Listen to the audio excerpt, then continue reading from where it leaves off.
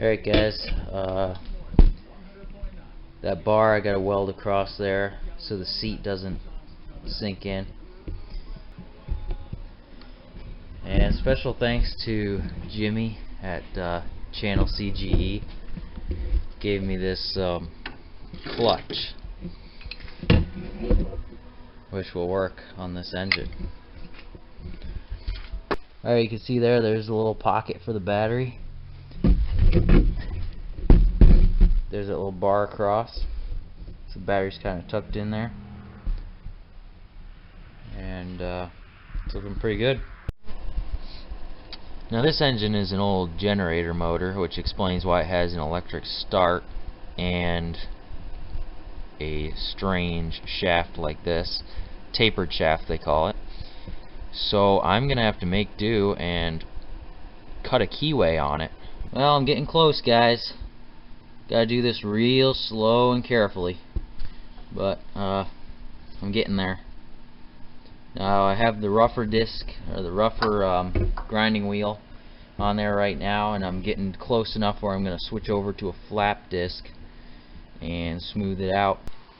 Alright, I got it all finished up.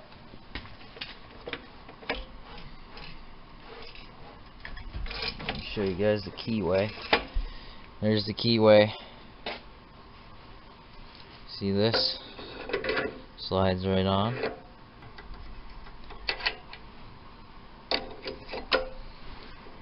Like so. Okay, what I'm doing now is tapping a hole so I can put this bolt in, which is going to hold the clutch on, because it's that style clutch that needs to be held on with a bolt. Some of them just have a hold down screw built into the clutch, you know, but this one is this style, so that's what I'm doing. It should work.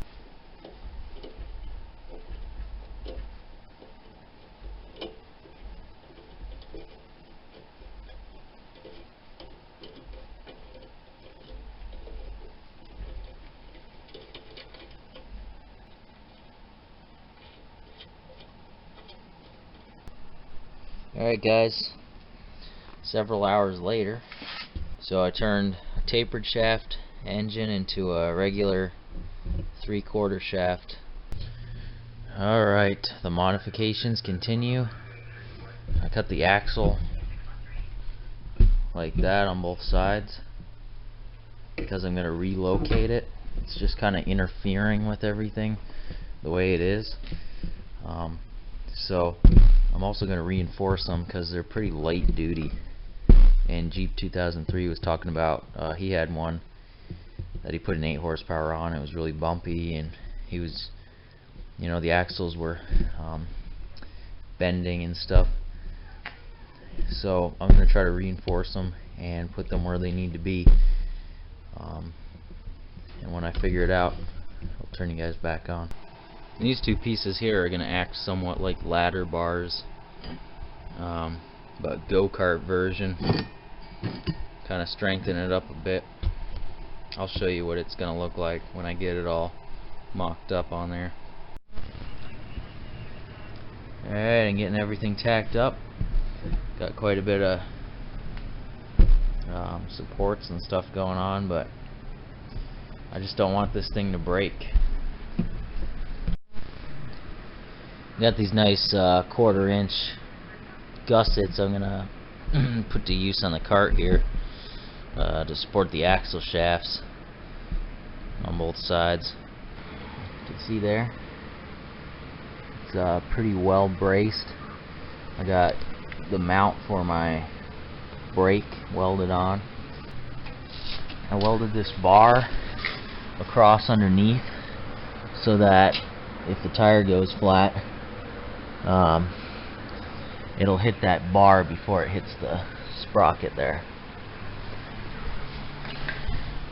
Also, I've been taking these welding blueprint this welding blueprint course, and I whipped this up. It's a little blueprint of that part I just showed you.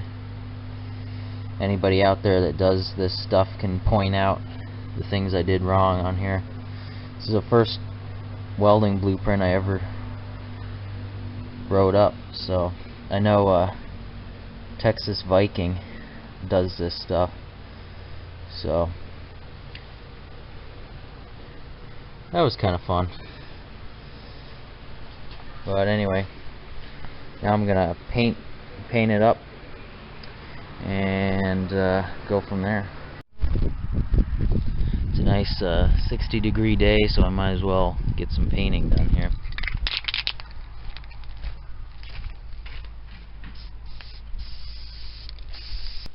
It's just a beautiful day. 60 degrees. Got the Gokart all painted up.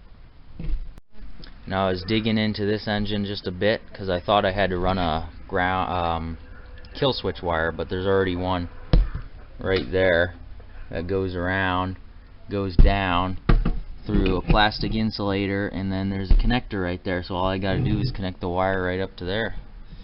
But this engine is mint. I mean, look at the cooling fins on there. There's always dirt and crap up in there, but this is just in really great shape. I've never seen an engine this old, original, and in this great a shape, so yeah, I'm pretty thrilled.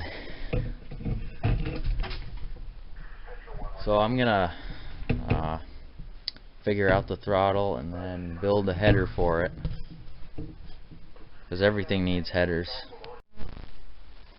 You see it's looking pretty good. Got the wheels mocked up, seat. There's a lot of metal back there, but it's not too heavy. At least it won't break.